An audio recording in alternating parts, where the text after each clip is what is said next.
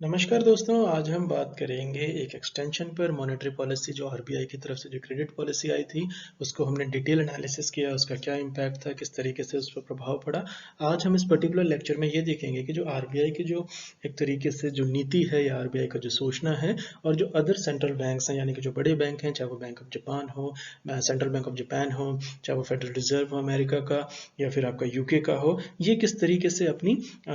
जो नीतियां हैं उनको किस तरीके से देखते हैं। इसमें रशिया और ब्राज़ील का भी हम इसमें कंपैरिजन कर लेंगे। तो बेसिकली इसमें ये देखा जाएगा कि जो अभी दुनिया भर में जो ये एक तरीके से जो इसको लेके कंसर्न जताया जा रहा है सेंट्रल बैंक के एक्शन को और इंटरेस्ट रेट पर जो डिबेट हो रही है, खास करके अमेरिका में, जिस तरीके से फेड के जो चेयरमैन थे, जो चीफ हैं एक तरीके से, जो जेरेमी पावेल, उनकी जो मीटिंग थी, उनकी जो एक तरीके प्रेस ब्रीफिंग थी, उसने काफ़ी सुर्खियां बटोरी थी। तो उसके मद्देनज़र हमारी जो नीति है ये हमारी कहाँ किस कसौटी पर उतरती है, इसे हमें परखना होगा। बाकी दुनिया भर के जो सेंट्रल बैंक हैं, जो बड़े बैंक हैं, वो किस तरीके से अपनी इस नीति को आगे बढ़ा रहे हैं या उनका किस तरीके से सोचना है। तो आपको एक तुलनात्मक अध्ययन या आप इसे कह लीजिए कंपेरेटिव एनालिसिस आपको इसमें करना आना चाहिए। तो चलिए हम देखते हैं कि दुनिया भर में जिस तरीके से सेंट्रल बैंक है यानी कि जो केंद्रीय बैंक हैं, इस समय दो समूह में उनको बांट सकते हैं हम सहूलियत के लिए। तो एक समूह जो मानता है बैंकों का कि जो इन्फ्लेशन की दर है यानी कि जो महंगाई दर है, वो जो मौजूदा तेजी उसमें अस्थाई है। ये अमेरिका का भी एक रुख है कि एक तरीके से अस्थाई है और उसे काबू में कर लिया जाएगा।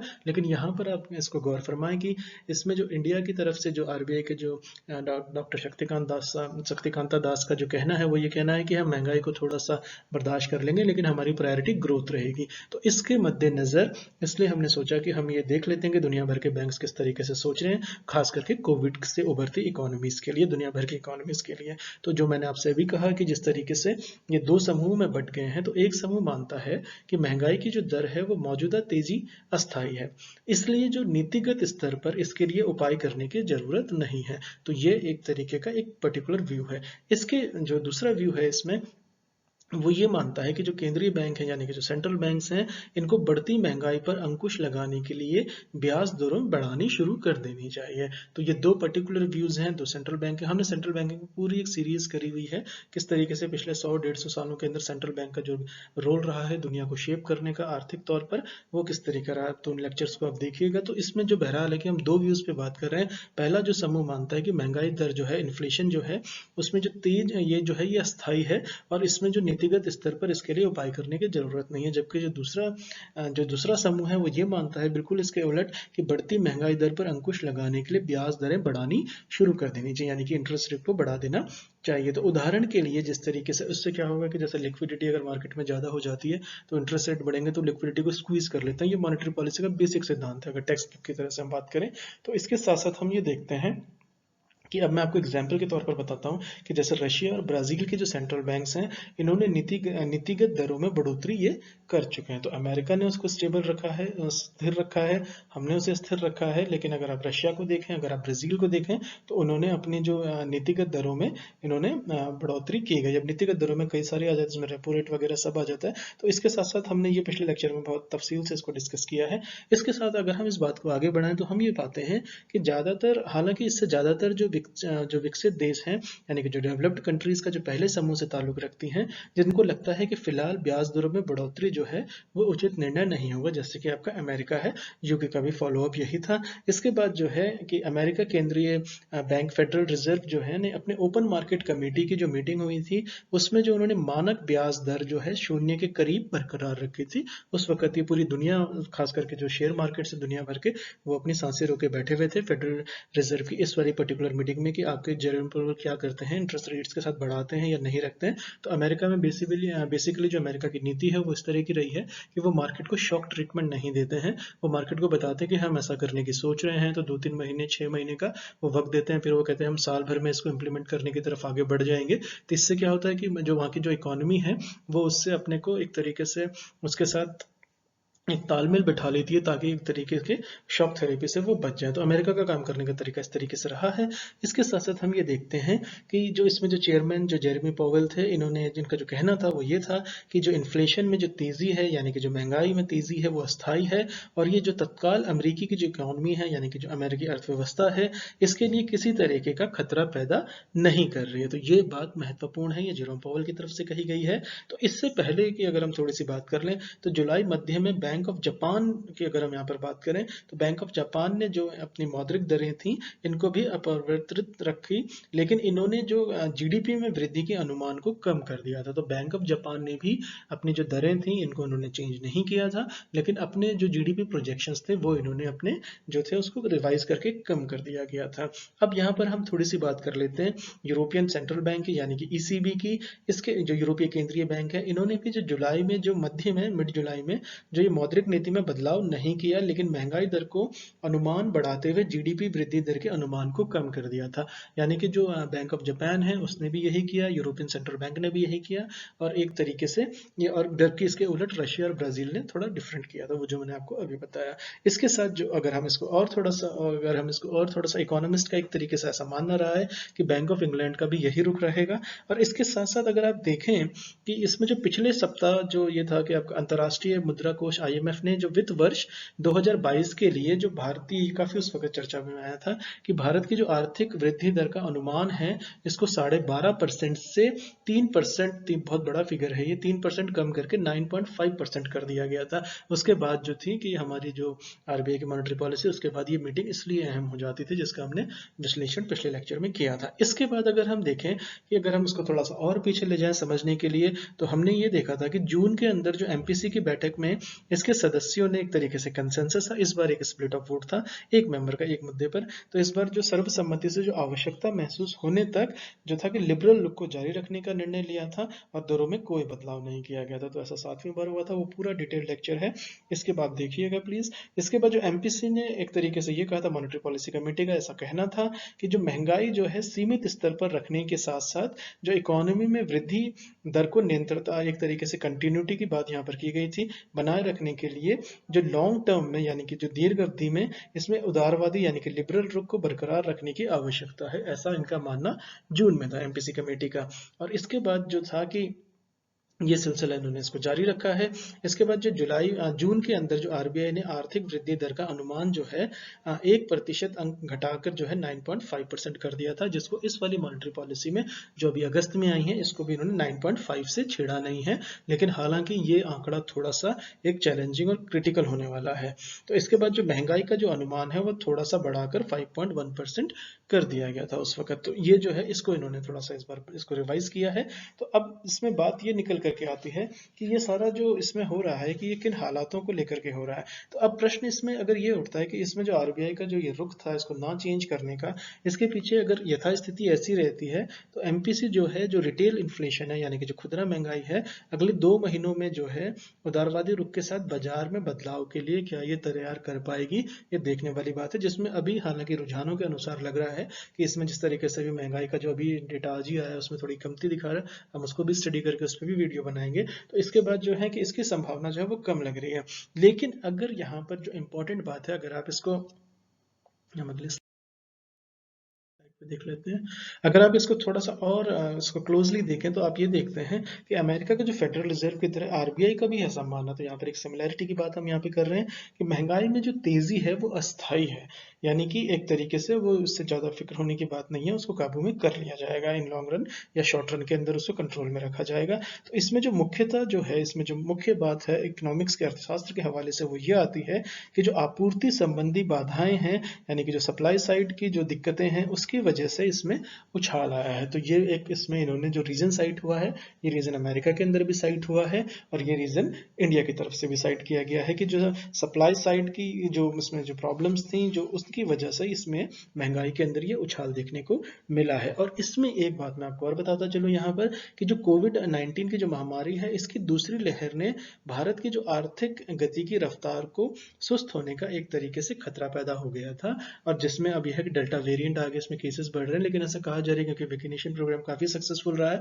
उसके साथ साथ उसमें काफी प्रगति देखने को मिली है। तो उसमें एक हालांकि और दोपहर ऊपर से गणेश चतुर्थी से फेस्टिव सीजन शुरू हो जाएगा आपका, तो सितंबर के बाद जो है हालात और जिस तरीके से क्वार्टर रिजल्ट्स आ रहे हैं, जिस तरीके से सेंसेक्स आपका एक सेंसेक्स और इकोनॉमी का थोड़ा सा इतना कोई रिलेशन नहीं है कि वो कई बार अगर इकोनॉमी खराब करे तो सेंसेक्स जूम कर जाता है कई बार, तो अभी 16,500 का इसमें कर गया है, तो उसकी अलग वजूहत हो सकती है। लेकिन उसमें एक चीज ये है कि आने वाले टाइम पे पे मार्केट्स भी, इकोनॉमी भी, और जिस तरीके से प्रधानमंत्री मोदी को सुने तो उन्होंने जिस तरह के एक्सपोर्ट सेक्टर पे और जिस तरीके से उन्होंने अभी जिसमें कहते हैं इंडस्ट्रियल सेक्टर को एक तरीके से आह्वान किया है, एक तरीके से उन्होंने कहा है कि हमने आपके लिए काफ़ी सारे रिफॉर्म्स किए हैं, अब आपकी ये जिम्मेदारी बनती है कि आप इसको देश की प्रगति को आगे ले जाने में अपना सहयोग प्रदान कीजिए। तो एक तरीके से ये माहौल को, या कहते हैं कि ये गुडविल फैक्टर जो इकोनॉमी में इस वक्त प्रिवेल करने की दिशा में काम हो रहा है, क्या उसके रिजल्ट्स आएंगे? फिलहाल के रुझान से लगता है कि शायद इसमें एक स्थिरता देखने को मिले। तो अब इसमें हम इसको ये देखते हैं कि इसमें हालात कितने बदले हैं। अगर हम इसका एक तरीके से आकलन करें, इसको हम इनसाइट्स पे देखें, तो हम ये देखते हैं कि इसमें जो इंसाइट्स आती हैं उसमें कि जो हालात हैं वो कितने बदले हैं और किस कदर तक बदले हैं। तो अगर जुलाई के आरंभ में अगर ये बढ़ाने के बाद अगर क्रूड में, हाँ इसमें मैं क्रूड की बात इसमें मैं आपको और बताता चलूँ। क्रूड का क्या है कि बेसिकली जो अभी बीच में 75 चला गया था, ये बीच में 68 हुआ है, लेकिन उसमें पेट्रोल के दामों में वो राहत नहीं मिली है, वो एक अलग मुद्दा है, क्योंकि उसमें एक्साइज टैक्सेस वगैरह हैं, उस पर भी एक वीडियो है तो देखिएगा। लेकिन यहाँ पर यह है कि अगर क्रूड अगर थोड़ा सा अनस्टेबल होता है, क्योंकि मिडिल ईस्ट में टेंशन चल रहा है, ईरान ने जिस तरीके से इसराइल के टैंकर्स पे अटैक किया है और जिस तरीके से एक ओपेक को लेकर के कंसेंसस नहीं बन रहा है, तो क्रूड जो है फिलहाल आपको शान दिख रहा है। लेकिन अगर क्रूड उछलेगा या क्रूड में अगर एक राइज आता है या एक सरप्राइज राइज आता है या मिडिल ईस्ट में अगर एक तरीके से थोड़ा सा अनरेस्ट बढ़ता है, तो उसके मद्देनजर ये जो मॉनेटरी पॉलिसी के जो ये फिलहाल के आंकड़े हैं या जो प्रोजेक्शंस हैं, इसके हालात भी गड़बड़ाने की पूरी संभावना है। तो हम ये देख लेते हैं कि इसके हालात कितने बदले हैं। तो जुलाई के आरंभ में एक तरीके से ये बढ़ने के बाद कच्चे तेल की कीमतें मोटे तौर पर स्टेबल रही, जैसे कि मैंने आपसे कहा था कि बीच में 75 शूट कर गया था, लेकिन अब ये 68 और 70 के बीच में थोड़ी सी स्थिरता दिखा रही है, 67 भी हुआ था। तो इसमें डॉलर्स की बात यहाँ पे कर रहा हूँ मैं। तो इसमें जो है कि आपका महंगाई बढ़ने के बावजूद जो है, अगर आप इसे 10 वर्ष की अवधि के हिसाब से अमेरिकन बॉन्ड का जो प्रतिफल है ये 1.60% से कम होकर 1.25% रह गया है। तो ये बहुत इंपॉर्टेंट आंकड़ा है और इस आंकड़े के मद्देनजर जो है चीजें किस तरीके से इसमें आगे भविष्य में चेंज होंगी, ये उसके लिए बहुत जरूरी है इसे समझना। तो हम इस पे बात कर रहे थे कि 10 वर्ष की जो अवधि है, इसके लिए जो अमेरिकन बॉन्ड पर जो प्रतिफल है ये 1.60% से कम हो गया है और ये 1.25% रह गया है। लेकिन यहाँ पर इंडिया के अंदर क्या हुआ है कि भारत में ये करीब 6% से बढ़कर 6.2% हो गया है। तो अब ये जो हम सिमिलैरिटीज की बात कर रहे थे, तो थोड़े बहुत डिफरेंसेस भी हैं। तो ये एक बुनियादी डिफरेंस है, इससे एमसीक्यूज में क्वेश्चन पूछा जा सकता है, तो आपको इसका थोड़ा सा ख्याल रखना होगा। इसके बाद अगर हम देखेंगे जो पिछली मौद्रिक नीति से पहले जो है, अगर आप उपभोक्ता मूल्य सूचकांक आधारित अगर जो है कंज्यूमर प्राइस इंडेक्स की बात हम यहाँ पे कर रहे हैं कि आधारित अगर आप एक तरीके से रिटेल इन्फ्लेशन यानी कि खुदरा महंगाई जो है, अगर आप मार्च के महीने की देखें तो वो 5.52% से कम होकर जो है अप्रैल में जो थी आपकी 4.29% रह गई थी, यानी कि वहाँ एक मामूली सुधार की हमने इसको देखा था। मामूली तो नहीं कहेंगे, मतलब 1.25% के आसपास का फिगर है, 1.30% के आसपास का फिगर है, लेकिन ये जो सब्सटेंशियल हुआ था, तो ये हमने मार्च और अप्रैल के बीच में इन्फ्लेशन को, रिटेल इन्फ्लेशन को कम होते देखा है। हालांकि अब यहाँ पर जो है गौर करने वाली बात वो ये है कि मई में जो है ये 6.3% हो गया है, यानी अप्रैल में आपका 4.29% हो गया था, मार्च में आपका 5.52% से गिर करके 4.429 रिटेल इन्फ्लेशन हुआ, खुदरा महंगाई हुई, और ये मई के अंदर जो है ये वापस 4.29 से 6.3 हो गई, यानी कि मार्च से भी ज्यादा हो गई थी। और इसमें जून में ये जो मामूली जो है ये कम होकर 6.26% इसमें रह गई थी। तो आप ये देखें पिछले 3-4 महीनों के अंदर रिटेल इन्फ्लेशन की क्या स्थिति रही है, और इसका जो आधिकारिक रीजन दिया गया वो दिया गया है कि सप्लाई साइड की जो दिक्कतें थी, जैसे कि मैंने थोड़ी देर पहले भी कहा था, तो उनके अंदर जो दिक्कतें थी उनकी वजह से जो है इसमें जो महंगाई जो रिटेल इन्फ्लेशन के अंदर ये तेजी देखी गई थी। तो अब बात ये आती है कि महंगाई दर जो है आरबीआई द्वारा निर्धारित सहज जो है 6% से अधिक रहा है। अगर आप इसको एवरेज कर लें या आप इसको आप देखें सरसरी तौर पर, तो ये थोड़ी सी चिंताजनक बात है, जिसको कि आरबीआई गवर्नर ने ये भी कहा था कि महंगाई फिलहाल जो है इसको काबू में कर लिया जाएगा, लेकिन फिलहाल हम ग्रोथ पर कॉम्प्रोमाइज नहीं कर सकते। तो आरबीआई की पूरी तरीके से जो प्रायोरिटी थी वो ग्रोथ को लेकर के थी। उस पूरी आप उसको इंटरव्यू को सुने, उसको पूरी की पब्लिक पॉलिसी के अनाउंसमेंट को देखें या उसको सुने, तो आपको आप जिसमें ये अंडरलाइन पाते हैं कि ग्रोथ पे ज़्यादा उन्होंने एक तरीके से तवज्जो दी थी। तो एक तरीके से इन्फ्लेशन इन्फ्लेशन को उन्होंने थोड़ा सा अंडरप्ले करने की कोशिश की थी, लेकिन इन्फ्लेशन इतना बड़ा मुद्दा है और ये हर्ट जिस तरीके से कर रहा है इकोनॉमी को, खास करके पोस्ट कोविड ये जो सेकंड वेव के बाद के जो हालात रहे हैं, इसको लेकर के वो एक मुद्दा रहने ही वाला है। तो ये आगे कैसे प्ले आउट करेगा, इसको लेकर के आरबीआई जो है अगली जो उसमें एमपीसी आएगी उसमें बहुत कुछ इस पर बात तो होगी। इसके बाद अगर हम देखें कि जुलाई से दिसंबर तक में क्या हालात होता है, जो हम इसको फोरकास्ट के तौर पर देख लेते हैं कि जुलाई से दिसंबर तक महंगाई में नरमी आ सकती है, ऐसा रुझान बता रहे। लेकिन मैंने आपको यहीं पर एक कैविएट दिया था कि अगर क्रूड के अंदर प्रॉब्लम होता है तो उसके बाद जो चीजें हैं उनमें एक तरीके की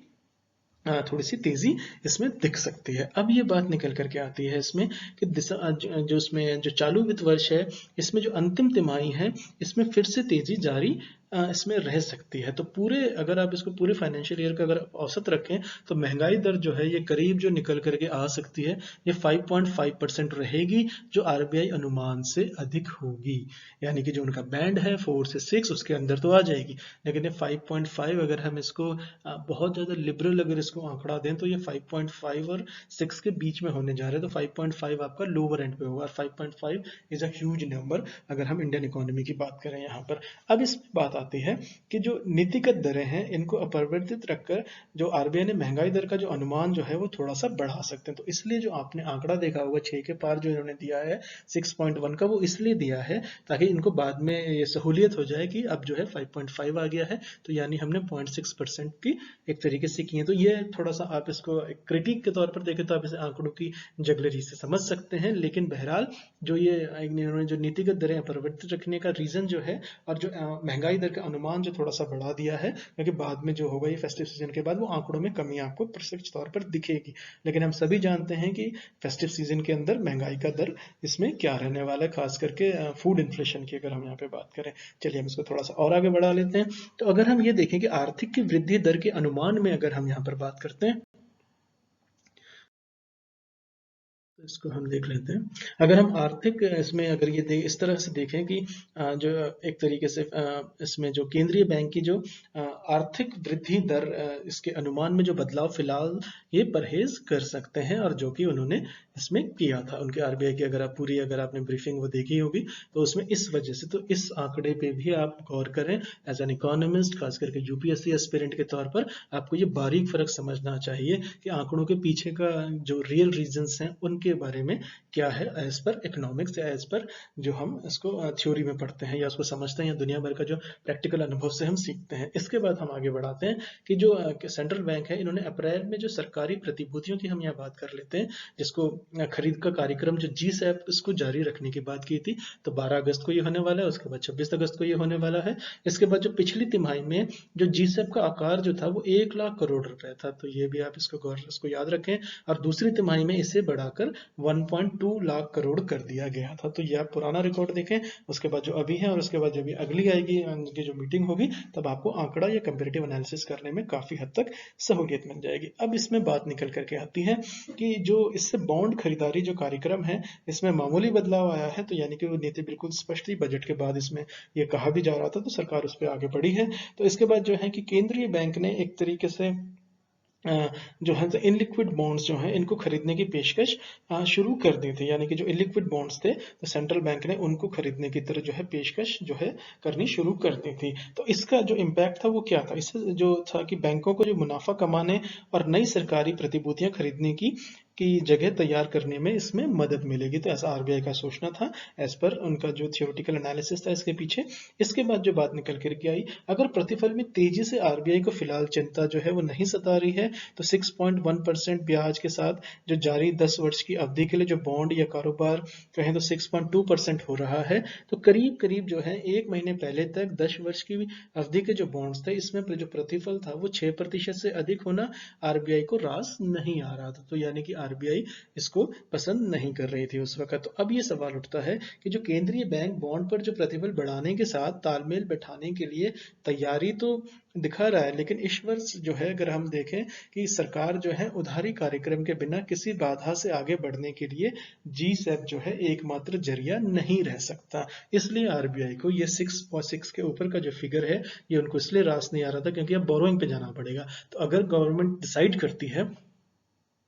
और वैसे मैं आपको एक बात और बताता चलूं कि जो सरकार है, दुनिया भर की सरकारें, तीन इनके पास मेथड्स होते हैं इकोनॉमिक्स के हिसाब से। जो पहला मेथड होता है वो बहुत आसान होता है, और जिसको कहते हैं कि आप एक तरीके से पब्लिक, पहला मेथड तो दरअसल टैक्स लगाने का होता है, लेकिन वो क्योंकि अनपॉपुलर होता है उससे काफ़ी ज़्यादा दिक्कतें आ सकती हैं सरकारों को। एक तरीके से पब्लिक सेंटिमेंट उनके अगेंस्ट में जाता है, तो उस पर वो ज़्यादा छेड़छाड़ नहीं करते। डायरेक्ट टैक्सेस पे, इनडायरेक्ट टैक्सेस पे थोड़ा बहुत कर देते हैं, जैसे कि पेट्रोल में आप देख सकते हैं, क्योंकि रेवेन्यू तो चाहिए सरकार चलाने के लिए। इसके बाद जो दूसरा मेथड जो बहुत पॉपुलर है वो ये है कि आप जो है बोरोइंग के लिए चले जाते हैं। तीसरा मेथड जो है कि आप इसमें डेफिसिट फाइनेंसिंग के लिए चले जाए, यानी कि आप नोट छापने की दिशा में आगे बढ़ जाए। लेकिन उसके जो चैलेंजेस हैं वो बहुत ज़्यादा है, खास करके महंगाई उससे जो होगी वो बहुत ज़्यादा बढ़ने का इसमें बिल्कुल ये बुनियादी सिद्धांत अर्थशास्त्र का। डेफिसिट फाइनेंसिंग और इन्फ्लेशन का जो एक तरीके से डेफिसिट फाइनेंसिंग आपने किया नहीं कि आपका इन्फ्लेशन, क्योंकि लिक्विडिटी ज़्यादा हो जाएगी तो प्राइसेस के दाम शूट कर जाएंगे, क्योंकि जो आपके पास उसमें फिर प्राइस लाइन कॉन्स्टेंट आ जाएगा। लेकिन जो सेकंड वाला मेथड है कि जो आप बोरोइंग के लिए जाते हैं, वो सरकार को बहुत कन्वीनियंट पड़ता है। तो सरकार जो है इस वक्त जो है इस वर्ष इस पर्टिकुलर ईयर के अंदर सरकार जो है उधारी कार्यक्रम के बिना जो है किसी बाधा से आगे बढ़ने के लिए जो G-SAP की जो नीति है आरबीआई की या सरकार की कह लीजिए, ये एकमात्र जरिया नहीं रह सकता। तो सरकार जो है वो बाजार से अब तक जो है करीब करीब 4.75 लाख करोड़ यानी कि 4.75 ट्रिलियन रुपीस जो है वो उधार ले चुकी है। तो इसका इम्पैक्ट आने वाले वक्त पे सबको पड़ेगा। और ये जो है ये वर्ष की कुल उधारी योजना का 40% से थोड़ा अधिक है, यानी कि गवर्नमेंट जो है वो मैसिव बोरिंग की दिशा में आगे जाएगी। फिलहाल जो आरबीआई की जो उसमें है कि ये अंडर करंट इसमें अंडर प्ले कर दिया गया था इस बात को। इसके बाद जो निकल करके बात आती है वो ये आती है कि फील गुड फैक्टर कराना था जर्नल उसके लिए, लेकिन चुनौतियां ये एक अर्थशास्त्र के लिए बहुत इंपॉर्टेंट है। इसके बाद अगर हम देखते हैं कि आरबीआई जो है तथाकथित एक तरीके का जो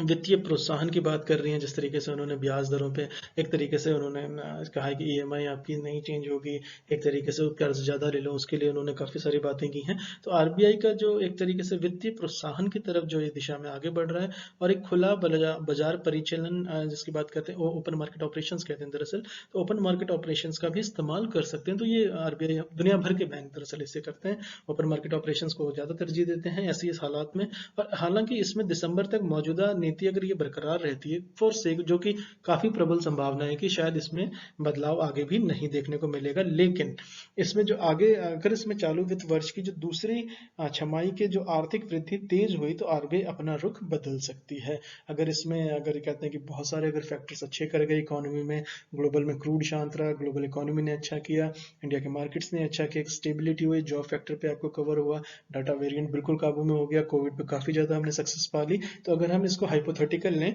तो गवर्नमेंट तब जाकर के चेंज करने की सोचेगी। लेकिन अगर इनमें से एक भी फैक्टर अगर इसमें से दिक्कत करेगा इकोनॉमी के लिए अगले 6 महीनों के अंदर, तो उसमें जो है गवर्नमेंट तो आरबीआई का जो पॉलिसी जो अभी जैसी है ये इसी को कंटिन्यू आगे रखने वाले हैं। तो इसमें आप ये देखें कि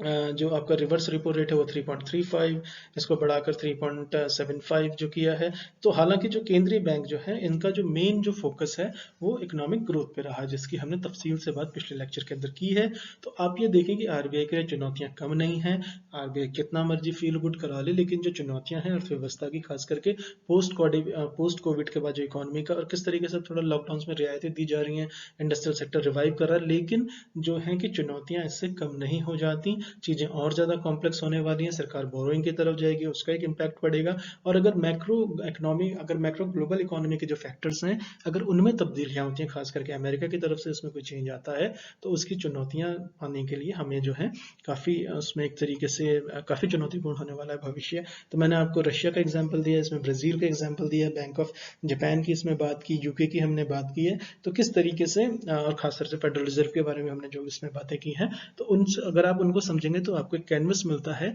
समझने के लिए कि आरबीआई किस तरफ से काम करता है, उनको किन किन चीज़ों पे उनको नज़र बनाए रखनी पड़ती है। ग्लोबल मैक्रो इकोनॉमिक फैक्टर्स इस वक्त बहुत इंपॉर्टेंट है और अगले 3 महीने ये बहुत इंपॉर्टेंट रहने वाले हैं, खास करके जो क्रूड की बात हम यहाँ बार बार कर रहे हैं। और उसके बाद अमेरिका का इंटरेस्ट रेट जो है अगले 6 महीने में किस तरीके से जाएगा, तो इसके बाद जो फ्लाइट ऑफ कैपिटल हमारे मार्केट से निकलेगा, एफआईआईज हमारे यहाँ कितना आएगा,